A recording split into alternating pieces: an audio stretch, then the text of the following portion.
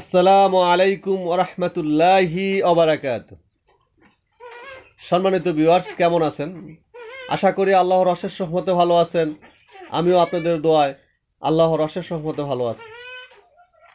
Viewers, শুরুতে জানাই শাহাপুর কৃষি চ্যানেলের পক্ষ থেকে আপনাদেরকে স্বাগতম। আমার এই ভিডিওটা যারাই দেখতেছেন, দেশ এবং দেশের বাহির থেকে যারাই দেখতেছেন, আমি প্রত্যেককেই বলবো যে আমার ভিডিওর কথাগুলি একটু মনোযোগ সহকারে শুনবেন। ভিউয়ার্স, হয়তো অনেকেই অনেক কিছু জানেন বা আমি হয়তো অনেক কিছু জানি না। তো আমি যতটুক জানি অতটুক আপনাদের মাঝে শেয়ার করতেছি এই ভিডিওর মাঝে। তো আমার জানার বাহিরে যদি কিছু থাকে আপনারা জানেন, সেই বিষয়টা আপনারা কমেন্ট করে অবশ্যই আমাকে জানিয়ে দেবেন। এটাই নিয়ম। ভিউয়ার্স,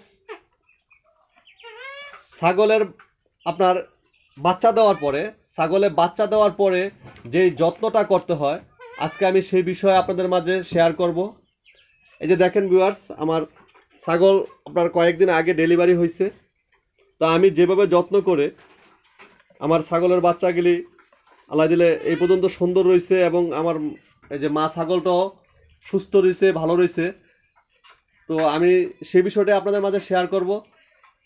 তো ভিউয়ার্স, আপনারা ছাগল ডেলিভারির পরে প্রথম যে কাজটি করবেন সেটা হলো, এই যে ছাগলের এই যে বাচ্চা, এই বাচ্চার আপনার এই মুখে লালা থাকে, লালাগুলি পরিষ্কার করে দিবেন, নাকটা পরিষ্কার করে দিবেন, কানটা পরিষ্কার করে আপনার হু দিবেন, মুখে হু দিবেন। তার ফলে কি হবে, আপনার কফটা এবং লালাটা পরিষ্কার হয়ে যাবে। এবং এই যে পায়ের যে নখগুলি আছে ভিউয়ার্স, এই যে নখগুলি দেখেন, এই নখগুলি অনেক সময় আপনার দেখা গেছে ছাগলের আপনার নখ বেঁকা হয়। এই নখ বেঁকা হওয়ার ফলে আপনার ছাগল সুন্দরভাবে হাঁটতে পারে না এবং ছাগলকে বিশ্রী দেখায়।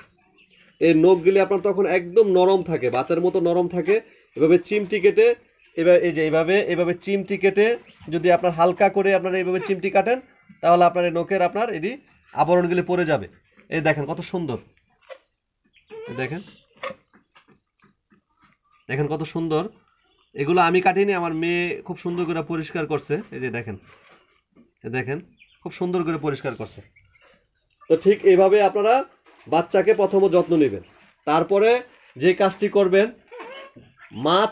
মাকে সুষম খাবার দিবেন, সবুজ ঘাস বা যে দানাদার খাবারটা খায় ভালো মানের খাবারটা দিবেন মাকে। তারপর আপনার মার ফুলটার জন্য অপেক্ষা করবেন। ফুলটা কখন পড়ে, ফুলটা যাতে আপনার মা না খায় এইভাবে খেয়াল রাখবেন, যাতে মা ফুলটা না খায়। ফুলটা পড়ার সাথে সাথে আপনারা কোথাও মাটিতে আপনার পুঁতে রাখবেন, যাতে আপনার এই বিভিন্ন জায়গায় কাক শিয়ালে এগুলো আপনার নোংরা না করে। হয়তো কিনা আপনার পচে দুর্গন্ধ হবে, এতে আপনার মানুষেরও ক্ষতি হবে, সব প্রাণীরই ক্ষতি হবে। তো এটা যাতে আপনার পচে যায়, মাটিতে কোপে রাখবেন। তো ভিউয়ার্স, তারপরে যে কাজটা করবেন, গুরুত্বপূর্ণ কাজ, আপনার বাচ্চাকে এভাবে আপনার এই বাটে নিয়ে শাল দুধটা খাওয়াতে চেষ্টা করবেন।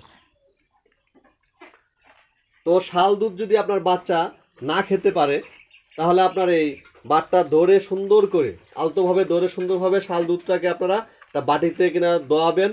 দোয়ে ছোট সিরিজ দিয়ে বা বাচ্চাদেরকে আপনার ড্রপ দিয়ে ওদেরকে 20 ml করে খাওয়াই দিবেন প্রতিটা বাচ্চাকে। ইনশাল্লাহ দেখবেন এই শাল দুধটা খাওয়ানোর ফলে আপনার বাচ্চা এই খুব দ্রুতই আপনার দাঁড়াতে পারবে এবং খুব দ্রুতই ওরা সুস্থ হয়ে উঠবে। তো শাল দুধটা অবশ্যই খাওয়াবেন এবং বারবার চেষ্টা করবেন এই ছাগলের বাচ্চাকে ওই বাটে নিয়ে আপনার, যাতে বাচ্চা নিজে নিজে আপনার টেনে দুধ খায়, বাটে নিতে চেষ্টা করবেন। মুখটা আপনার ছাগলের বাচ্চার মুখ ওই বাটের সাথে আপনারা লাগিয়ে দিবেন, দেখবেন যে ইনশাল্লাহ কিছুক্ষণ পর অটোমেটিক বাচ্চারা আপনার দুধ খাবে। তো প্রথম আপনারা শুধু শাল দুধটা এভাবে টেনে খাওয়াবেন, তারপরে চেষ্টা করবেন যে মাঠ থেকে দুধ টেনে খাওয়াতে। তো এইভাবে যদি আপনারা যত্ন করেন, অবশ্যই আপনার বাচ্চা নিজে নিজে দুধ খাবে এবং বাচ্চা দ্রুত আপনার সুস্থ হয়ে যাবে এবং হাঁটবে, হারিয়ে যাবে। যে ভিউয়ার্স, মাশাআল্লাহ আমার 3টি বেবি হয়েছে দেখেন আমার ছাগলের। আপনার ওর নাম হলো আপনার কোকিলা। এই কোকিলার ঘরে 3টা বাচ্চা হয়েছে আল্লাহর রহমতে। আমার মেয়ে খুব যত্ন সহকারে ওদেরকে শাল দুধ খাওয়াইছে এবং খুব যত্ন নিয়ে আল্লাহ দিলে এই পর্যন্ত আজকে 5 দিন হয়েছে। খুব সুন্দরভাবে ওরা আপনার নিজে নিজে দুধ খায় এবং খুব সুস্থ আছে আল্লাহর রহমতে। তো ভিউয়ার্স, এইভাবে যদি আপনারা বাচ্চাকে শাল দুধ খাওয়ান আর এইভাবে যত্ন নেন, বাচ্চা আপনার অটোমেটিক সুস্থ হয়ে যাবে। এখানে 3টা বেবি। তারপরে যে কাজটা করবেন, মাকে গরম পানি দিয়ে ওই জায়গাটা পরিষ্কার করে দিবেন। আর ওই জায়গাটা আপনার গরম পানির সাথে, কুসুম গরম পানির সাথে আপনারা বেশি গরম দিবেন না, কুসুম গরম পানির সাথে পটাশ দিবেন। আপনার পটাশ দিয়ে আপনার ওই জায়গাটা ভালো করে পরিষ্কার করে দিবেন। তার ফলে আপনার দ্রুত ছাগল হিটে চলে আসবে। যদি পটাশ দিয়ে আপনারা এই ভালো করে পরিষ্কার করে দেন, তাহলে আপনার জীবাণু এই নষ্ট হয়ে যাবে, ওই জায়গাটা দ্রুত শুকিয়ে যাবে, আপনার ছাগল আবার দ্রুত হিটে চলে আসবে। তো অবশ্যই আপনারা পটাশ দিয়ে ওই জায়গাটা পরিষ্কার করে দেবেন এবং মাজার ভিতরে গরম পানি ডালবেন। 2 থেকে 3 দিন গরম পানি ডালবেন।